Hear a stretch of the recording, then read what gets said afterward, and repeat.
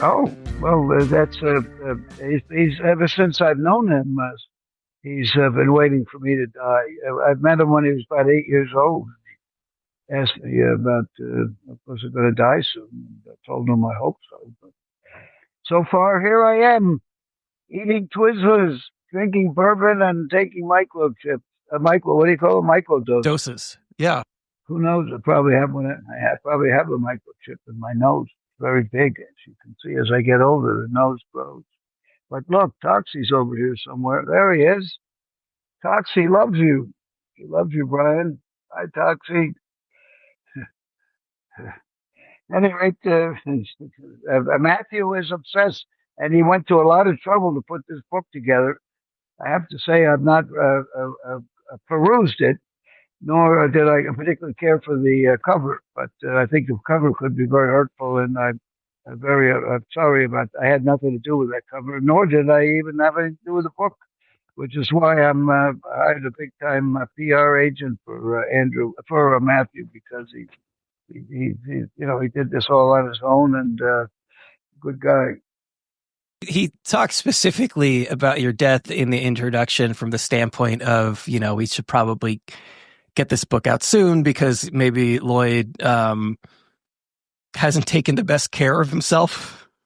Well, there's some truth to that. There's definitely truth to that. But, as you know, we're living in an age of gambling, and, I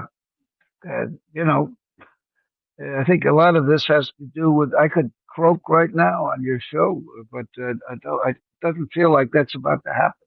Okay. That would be really good for ratings if you... I agree. I'm ready.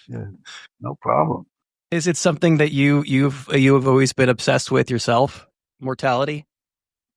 I can't say I've thought about it much, but certainly as I get older and as I see what's going on around me, and when I realize the truth about the United States of America, I get more depressed. And I've just directed a movie supposed to have been sort of a film noir inspired by Dostoevsky. Whether or not it is that, I don't know. We're still working on it. And the Troma team, we had about 80 maniacs who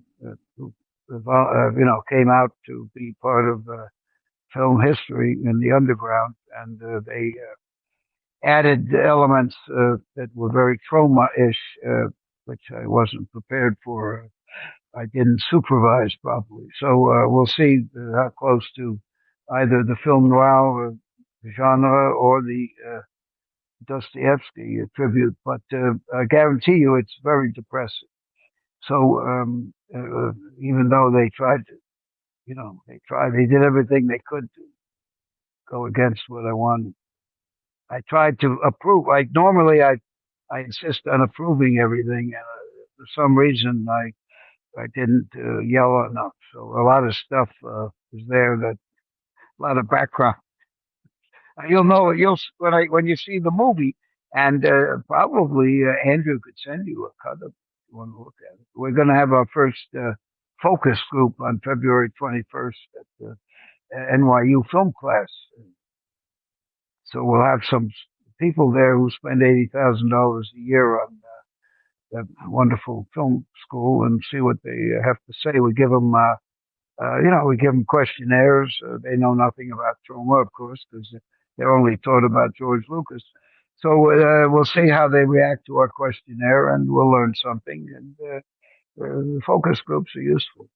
We've got another one planned to USC. Is that pretty common practice for you? Is getting these films out in front of film students prior to release? Yes, focus group, but not film students. Just but it's hard to get a group of people if you hand out leaflets in the street. Come to a free screening, you just get a lot of bums who come in to get out of the cold. So it seems that the best is to get a professor, get a bunch of kids together. And in return, I agree to come in and have a Q&A with them. Maybe, they can learn what not to do and on their way to the red carpet.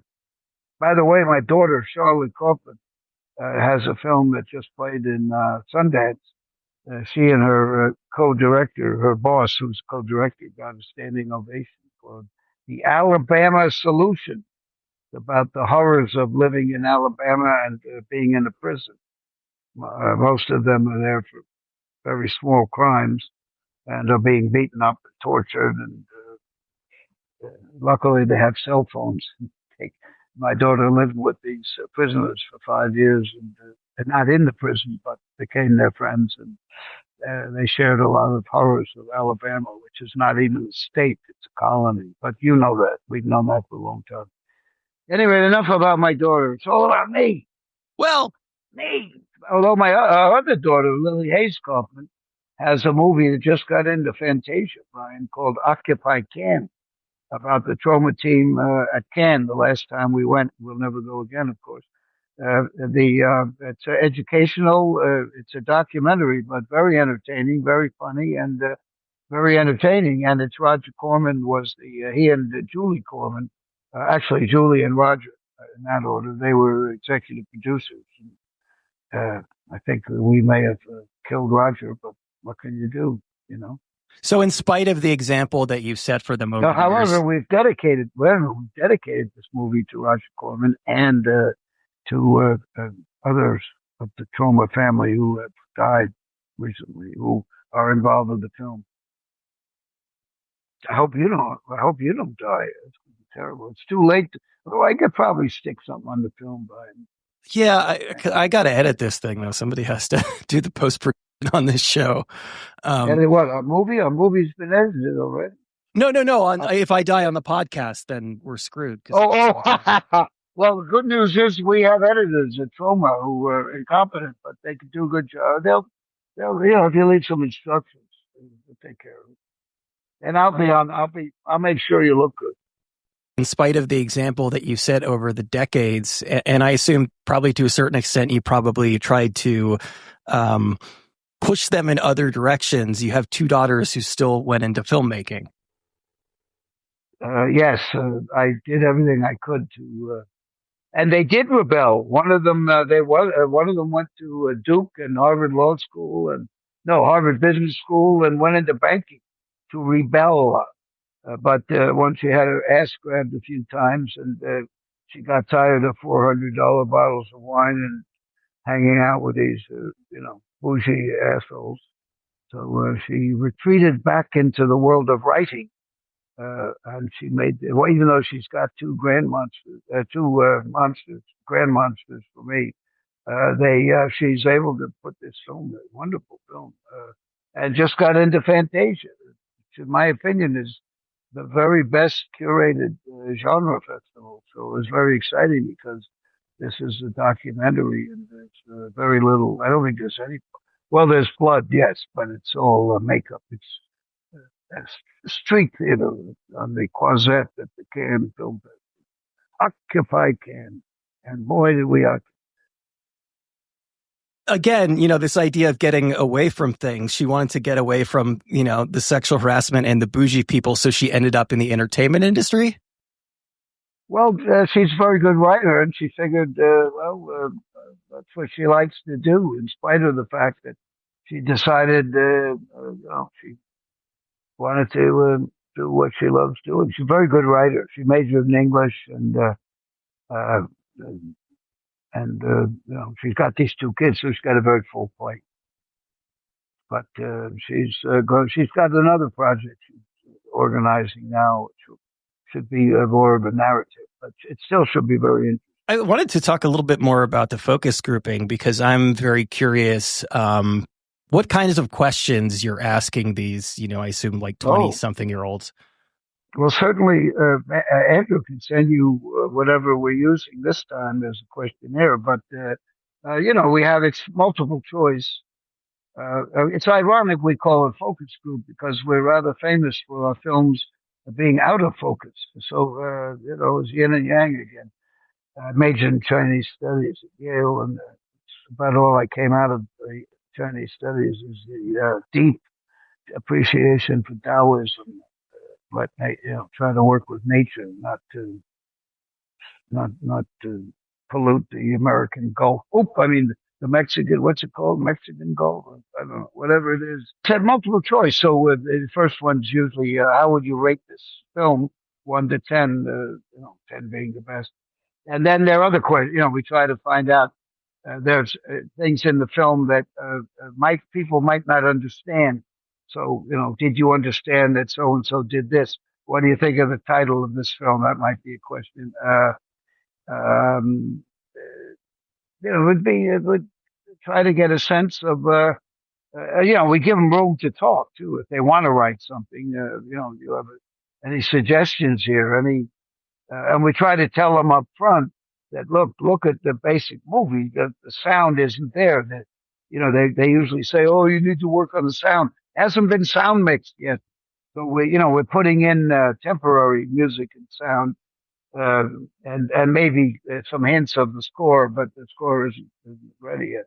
But they'll get an idea of what this film is, and see what they think. We've got questions, specific questions that we will have to ask to see what they thought of, and we'll get some ideas. We usually they're good, useful experiences also for us. See what, and people cough during. They cough a lot when they're bored. They walk out if it's too much. I've seen several interviews with you where you discuss the subject of art, and I'm always curious in a case like this, or in a case like where you're focus grouping, where you're getting feedback, and when you're actually changing the final product based on feedback that you're getting from a crowd of people, how that ultimately impacts you as a person making art. You want people to understand the film. That's a big problem. My father used to tell me he would watch one of our films, and then he'd ask me, now, why did this do that? Obvious plot problem, and clearly I wasn't communicating. So it's very useful to have audiences. Well, actually, the Toxic Avenger, $50 million reimagining, they had about 25 focus groups. They had, a professional firm that did it, and the movie got 90% every focus group. And they also tested the Troma fan base, and the movie Toxic Avenger reimagining by Macon Blair does have a lot of callback, but it's a totally different. It's Macon Blair's reimagining of the Toxic Avenger, and that's what makes it great. Not just they remade Mother's Day, my brother's film, and it looks like it was called in. Rebecca De Mornay is very good at it, but it doesn't come close to the original. Didn't try to come close. I don't know what it tried. There's nothing wrong with it. The fans accepted it. Nobody badmouthed it, but it was like, but the Toxic Avenger is, and maybe you can talk to Macon. He's a brilliant young guy. And when I say young, I'm 79. So he's 78, 77. It sounds like you enjoyed it, and I'm curious what that experience is, watching somebody remake this thing that's so close to you. Well, the movie, I had read the script several times and gave notes, and had seen. I'm in the film, so I spent some time in Bulgaria on set, and but I've seen Macon's work, and I congratulate Legendary. It's a company that makes $400 million movies. And they had a lot of guts. They picked a very good director. He hasn't done anything on this scale or this genre. And it's not a genre. It's Troma. It's something unusual. It's something aberrant. And then to cast Peter Dinklage as Toxie. What more could I add? In my wildest dreams, I was thinking on Toxic Avenger Part 5. Maybe I'll have a fat Toxie, or a female Toxie, or a trans Toxie.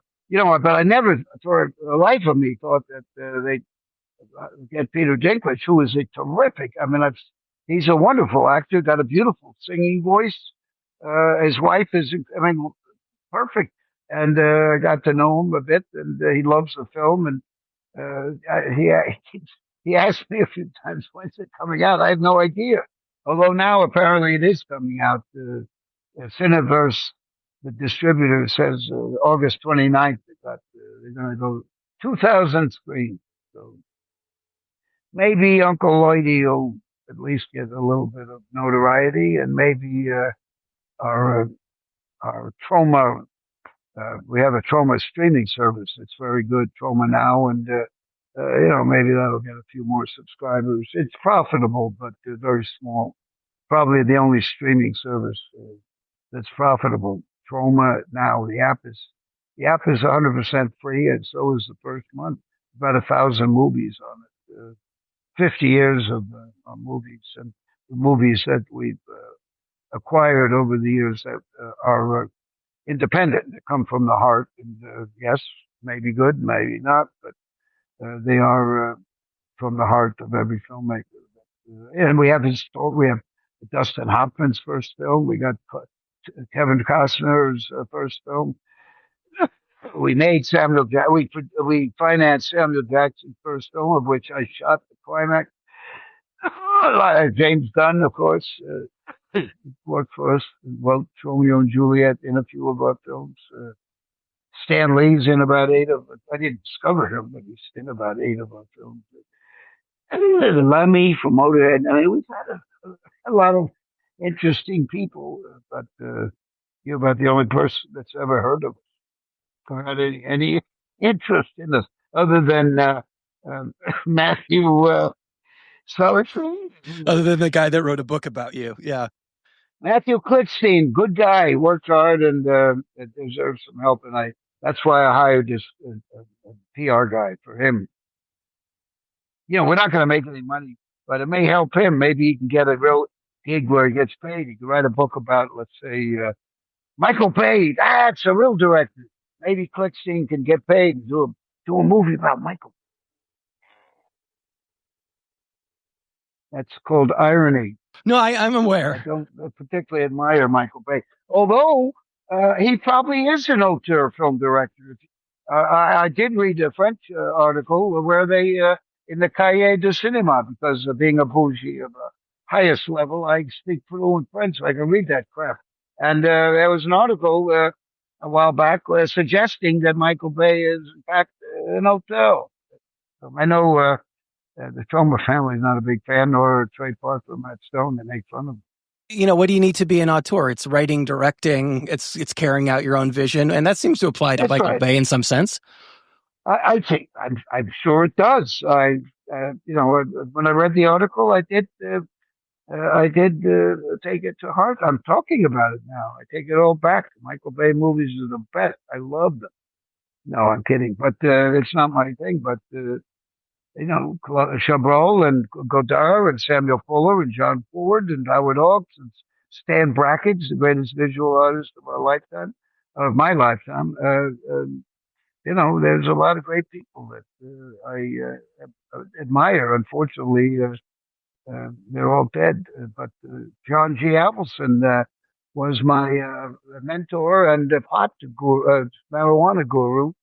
And we did a lot of work together. And Cry Uncle, on which I worked, we're still distributing it on Troma Now. Cry Uncle was a perfect piece of crap that John G. Avildsen, like Rumpelstiltskin, spun into gold. It's hilarious. And then his next film was Rocky, of course. But I worked for free on stuff for him, and I was on his first movie, Joe, where he discovered Peter Boyle and Susan Sarandon, against the orders of the producers. They wanted a famous actor. I can never remember his name. He's in Reservoir Dogs. He's very good, but he was a drunkard. I can't remember. I never can remember his name. Yeah, the older guy. He's dead. Sorvino. Paul Sorvino? No. But I did work with him in Slow Dancing in the Big City. Very nice dude. I'm in a scene. I got the very dramatic scene with Paul Sorvino. It's incredible. In fact, I couldn't stop laughing when I did it. For some reason, I had a terrible giggles, which was embarrassing. I forced Avildsen to give me a part. And of course, it was union crew and the clock is ticking. So it was great.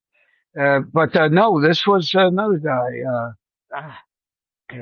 hell, at any rate, I think he was one of the colors on Reservoir Dogs. Maybe pink. Keitel. No. No, no, it was an older guy. Any rate, he was supposed to play Joe. He was supposed to play the main part, and I was a production assistant. I was trying to kind of babysit him while the costume designer took him into Alexander's department store.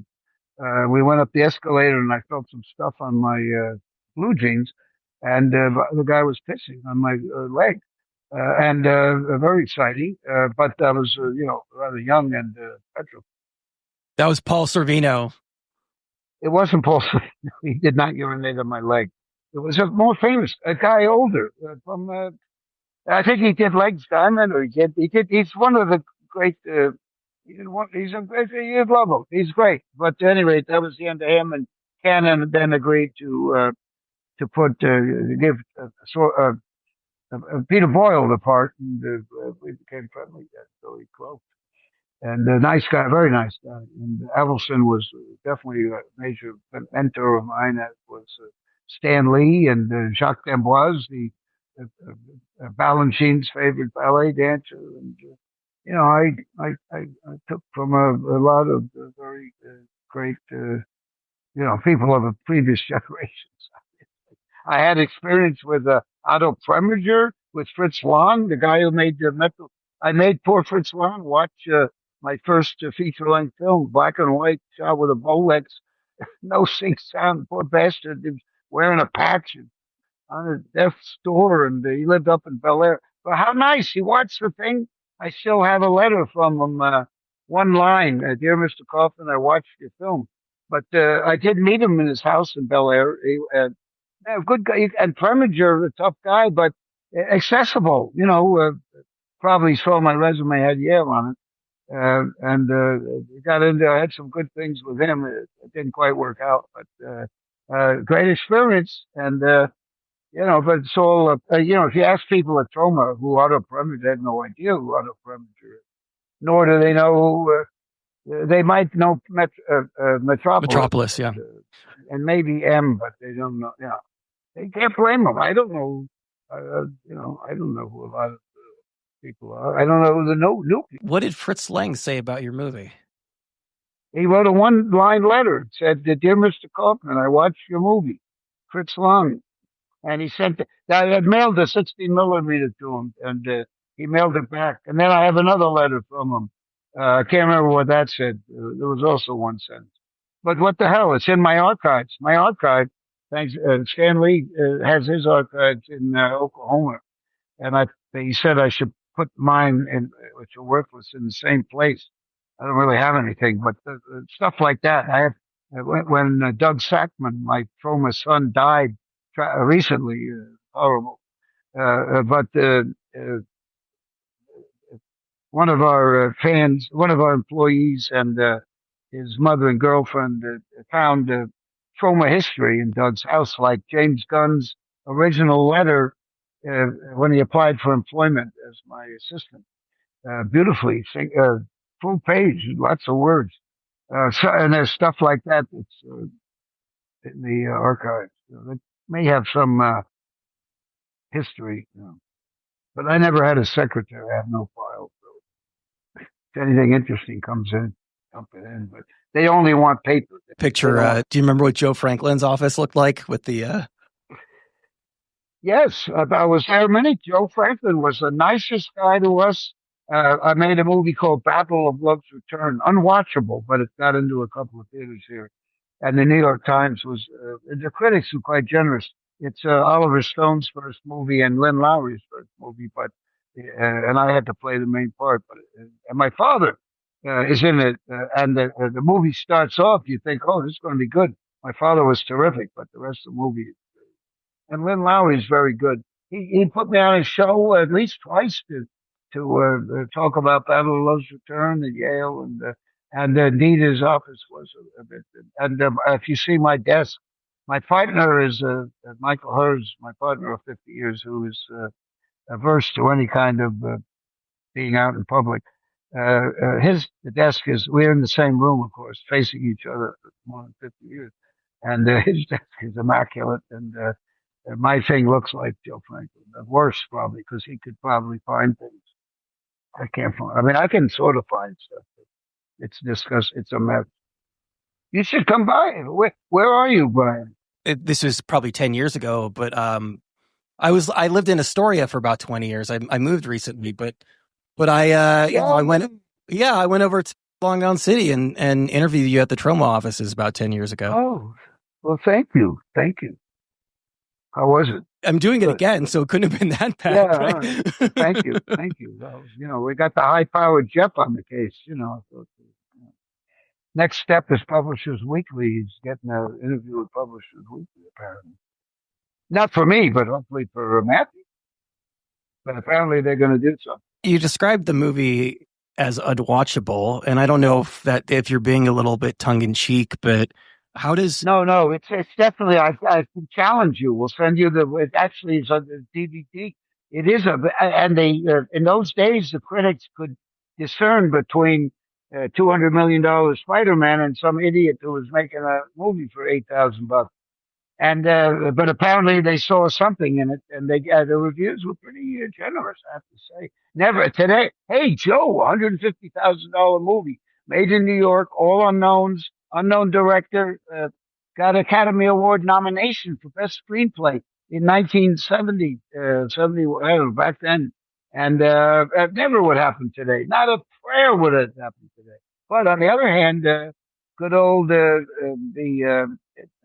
Demi Moore, that the movie, they do a lot for horror. Not that I'm in the horror genre. I'm not in the horror genre.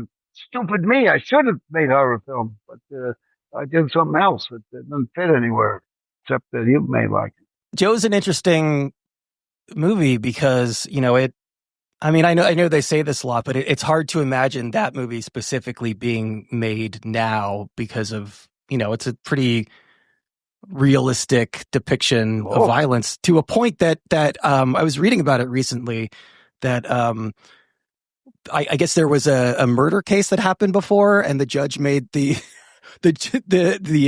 lawyers watch Joe. Oh, that was, yes, you're right. But there was a conflict between the construction workers and the hippie. So that's kind of what John Avildsen was getting at. The original script was it was called The Gap, and it was kind of a soft-core bullshit. It was awful.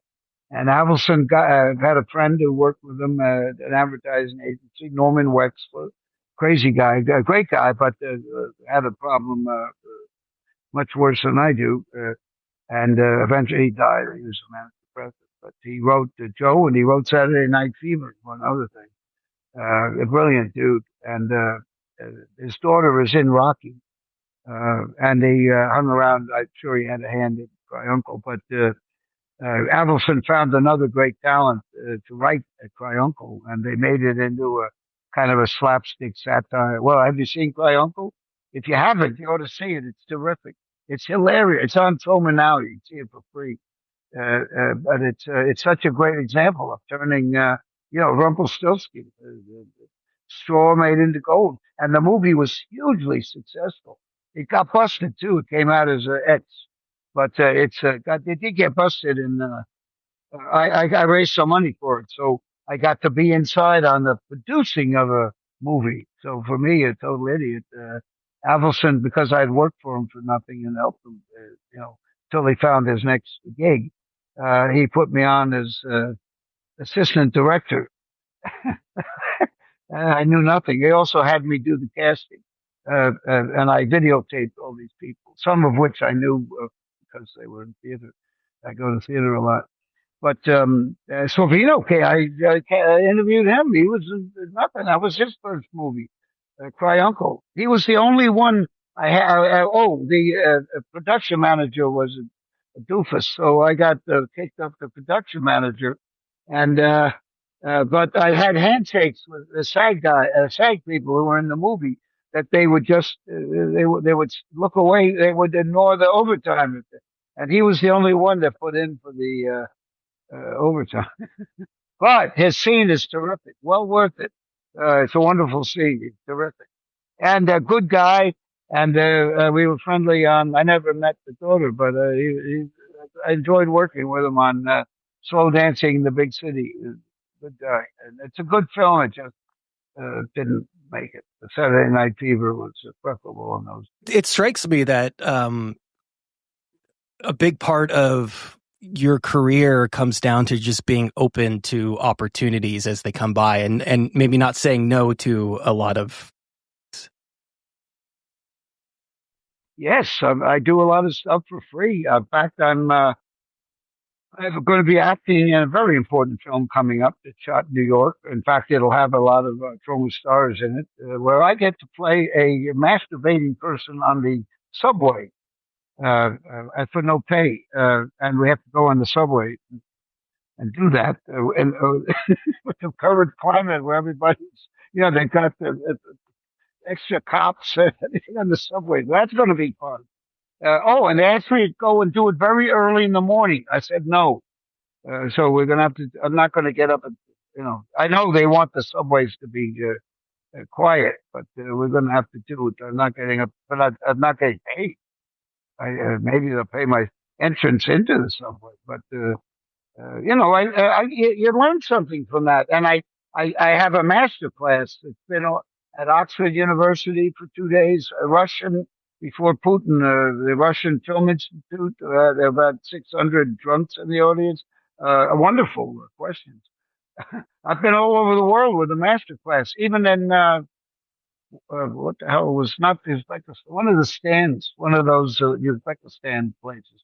Terrific. But I did a whole master class there. Fuck. It's one of those Russian, but it's more independent, and they've got a very good middle class. I can't the name of it. It's like that actor who played things. Kazakhstan? Kazakhstan. Yeah, I got invited there. I did a master class. They had a retrospective. It's all bootleg. That's how they know about Troma. But what the hell? They made it probably. I didn't get paid for that, but I do get paid often for the master class. And I film behind the scenes of. I probably I'll bring somebody, Andrew, my assistant. I'll let him film the behind the scenes. See if see what happens. I'll have him just as an innocent subway person. And see we can probably use the footage. Just say we saw this on the New York subway. Give it that's a little extra on our Instagram. Anyway, it's fun. You learn from the young people, and there's usually a lesson that emerges from these little movies I'm in. I filmed a lot of behind the scenes and there's usually a good lesson for students that emerge. Make your own damn movie masterclass, and usually when I was writing those books, none of which I wrote, I filmed the interviews while I was filming the interviews. So I've got, and then we cut them down, edited them, and made them kind of fun. And masterclass pretty good. I mean, nobody else has anything like it. And I have, James Gunn. I've got celebrities of people. I've got all sorts of themes, different themes. How not to secure locations. When we had a fat naked guy running through Times Square naked with a very small penis, and production manager told the cops a different story, and we got one take, that kind of stuff. A good lesson. And of course, the most important being safety to humans. Very important. We've not had I'm knocking on wood right now, we've never had other than maybe a hangnail or something. We've never had it. No Twilight Zone. No, not yet. Not yet. If it does happen, I hope it happens to me and not to some poor. You've got to make it to August, though. That you've got a new goal set for you. Oh yeah, August 29th. That's Lily Hayes, the Occupy Can daughter. That's her birthday too. Could be a good omen. You think they'll? Hey, you think I'll get invited to the red carpet for the Toxic Avenger movie? Yeah, you think so? You think they'll pay my way out? Yeah, I don't know. You can make a cameo as a subway masturbator.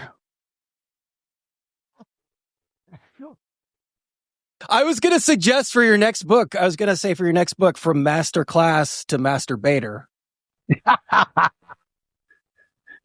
Well, the other way around, maybe. The other way around. Yes. From one expertise to another. I have not seen the master classes, but from your years of experience, it seems like the lessons that you can impart on people are as much about, or even more about, what not to do versus what to do. Some of them are, but some of them, yes, some of them are. I was on a movie in California where they told me they sent me the sides. What they didn't tell me was what my part was, and there was a hooker in high heels, and there was some other part. And I thought I was playing the other part, but apparently I was playing the hooker. But that's not. And Debbie Rochon was in the scene with me, one of our stars, and I didn't mind that so much. I didn't, I learned the lines for the pimp. I didn't know I was going to be the hooker. But what happened was, this was some kind of a cheap motel, and apparently it was a halfway house. So as the night went on, around 2 a.m, we interfered apparently with the drug trades, and they complained because of the lights, and we got kicked out. And I filmed it, so I explained to the students in the master, when you see the film, you'll understand that they didn't secure the location quite right. They should have, they got kicked out. It's the sea. By the way, the movie is called what's it called? The Hangar. I think it's called Hangar. Something to do with abortion. It's a success. It was successful, actually. Hangar, Canadian, and the director, young guy, died. I don't know what happened. But. You talked a little bit about. You mentioned Michael Bay. You mentioned George Lucas, and we're at a very, I don't know, I guess I would say interesting time as far as movies are concerned. As far as you talked a little bit about streaming services, it strikes me that for the most part, it seems like actually going to movie theaters beyond seeing these huge movies is kind of dead right now. And I'm wondering if there is still place for the kinds of movies that you make or the kinds of movies that you like. Well, certainly there are a rash of good, young, responsible, and creative actors right now who are producing. I mean, James Spader was one of the driving forces in Blacklist, a wonderful series, and clearly he's involved in the creation part.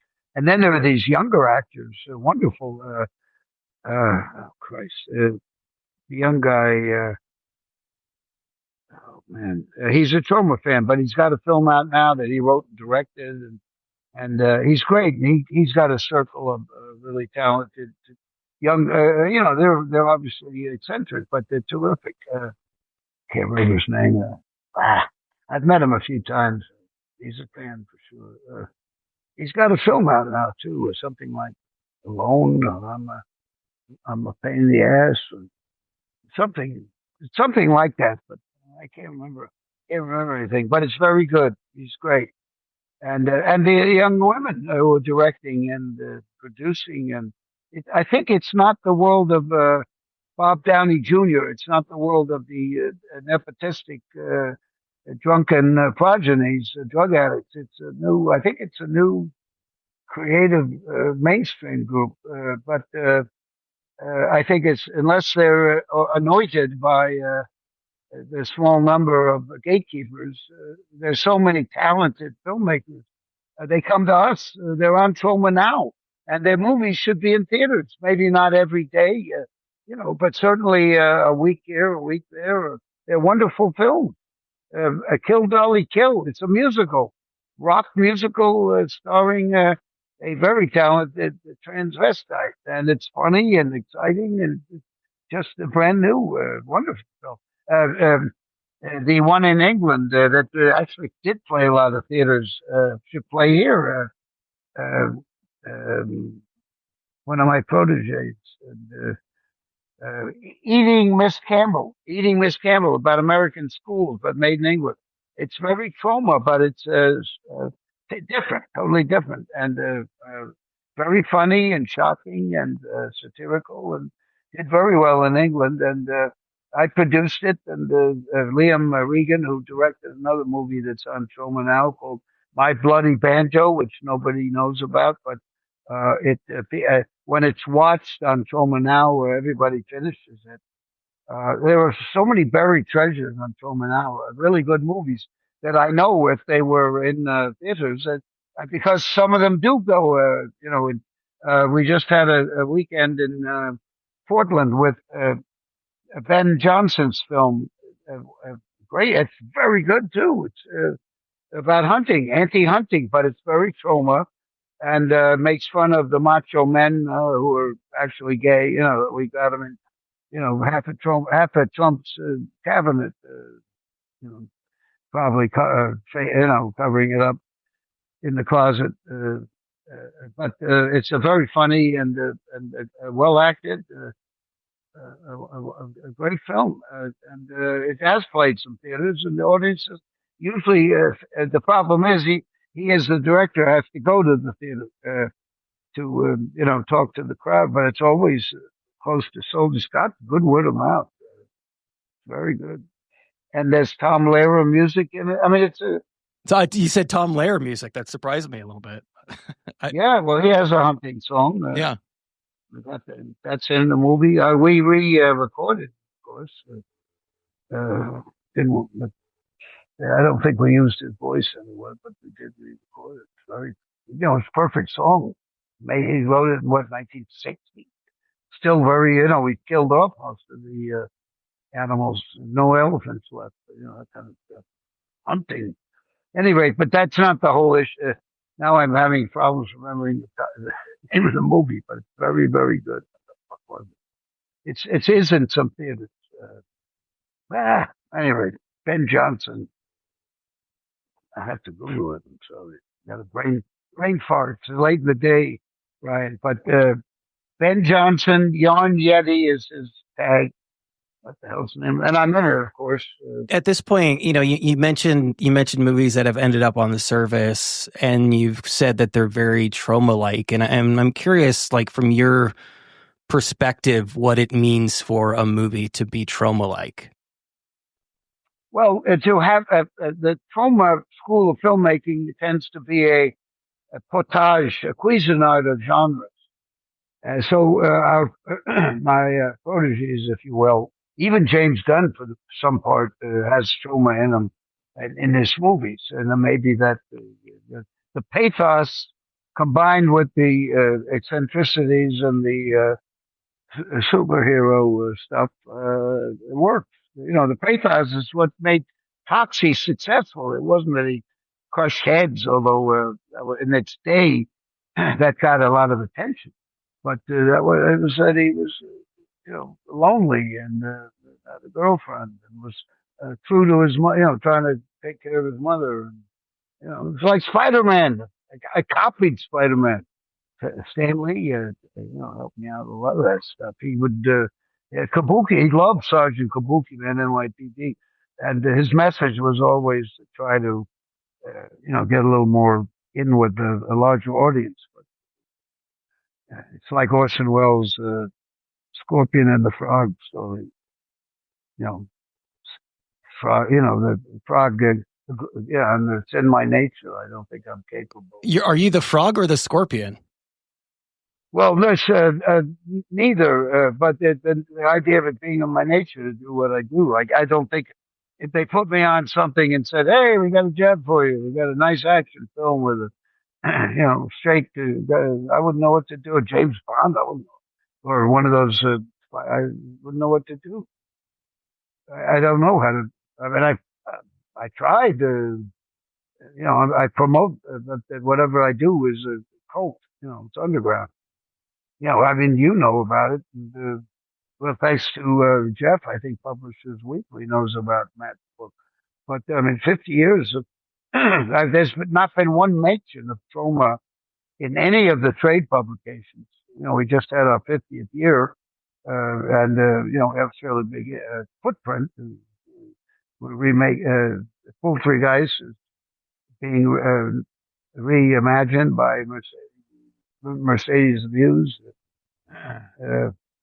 Curse of the Weird Deer. Curse of the Weird Deer.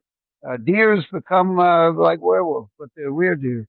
But it's a very funny. It's totally different, and it's again like Troma, a soup of different genres, and next generation of Troma. And it's a very good satire, but raunchy, very raunchy. Not for, definitely not for, it's for people who want something different and who want to be stimulated to think about things and want to change the world a little bit. I think that's the kind of formula that we like. It comes from the brain, the heart, and the soul of the filmmaker, and maybe has a theme in it that might influence people a bit. A nice thing about getting recognition, money is obviously important as far as keeping going, but still, you have to look back on not only the work that you did, but the people that you've influenced, and you must feel pretty proud of your work up till now. Yeah, but I'm a narcissist, so that wasn't a tough ask. No, I'm head of the NAA, the Narcissist Association of America. I'm the chairman. I'm one of the best. But so they're not anonymous. But it bothers me because I always thought I made a movie that was unwatchable, and no problem with critics coming to see it and watching it and seeing it on a big screen, not seeing it on a video cassette or however they want to look at it now. It's a different world. There's different critics. They're very influenced by advertising, obviously. And, Sundance was very proud last year. They had a cum shot. Sundance had a cum shot in a movie, and they were so proud of it. The New York Times did a whole page on how they got the cum shot approved by the Motion Picture Rating Board Association. They hired. Is this true? Yes, it's in the New York Times. You can look it up. They hire an expert who knows exactly how to oil how to get a cum shot through the rating board. And they're so proud of it. That's the whole. It also happened to be the son of Cronenberg, one of the greatest directors of all time. And the movie's probably very good. I've seen it. It is good. Yeah, it is good. It is even good. Though he's the son. Infinity Pool. The point is, yes, that's it. And it's good. But, if it didn't have that cum shot, what would it I think Sundance wouldn't have talked about it. New York Times. But the point is, it's fixed. It's all fixed. Tribeca.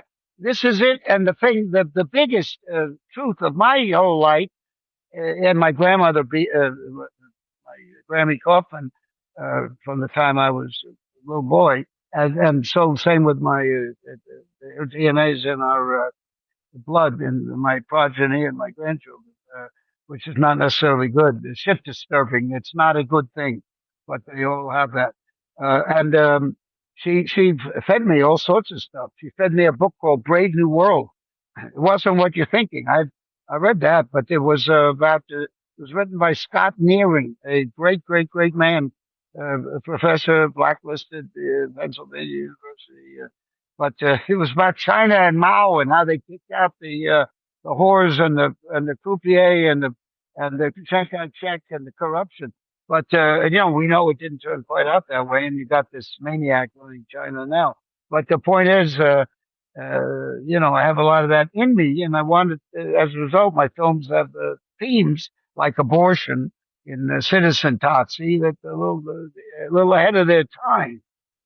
So Terra Firma, for example, 1999, we don't have enough money to keep making the Blu-rays. It's a huge success on Blu-ray. How many years? 25 years later. And we don't have enough money to keep making the Blu-rays. You know what I mean? So, by the way, Mother's Day by my brother and Death, DEF by Temptation. James Bond III wrote it. It's a black movie. It came out because we paid money. and I shot the climatic end because Ernest Dickerson had to leave. It's Samuel Jackson's first movie, but it's probably our best, and it just was ahead of its time. And it didn't show black people saying, "Fuck me, man," you know what I mean? I got to wear my pants down like the prison people. It was middle class black people, like it was not making them into tap dancing. Jim Crows. They were real people. And it had an AIDS theme to it and vampire theme. And it's funny as fuck. And Bill Nunn and the other stars are terrific. And then it did great in the theater. It did very well. But the video stores were scared to take it. They thought there was going to the black people come in and burn their stores down. But so it failed. But then shortly thereafter, Voice from the Hood was available because the video stores needed the A picture from Columbia Pictures, and so the stores were forced to take Voice from the Hood, and it was a huge success. And I'll tell you something: Death by Temptation is better, but it came out too soon. And it's also on Troma now. It's a huge success, and it's a great movie. But nobody knows except for you.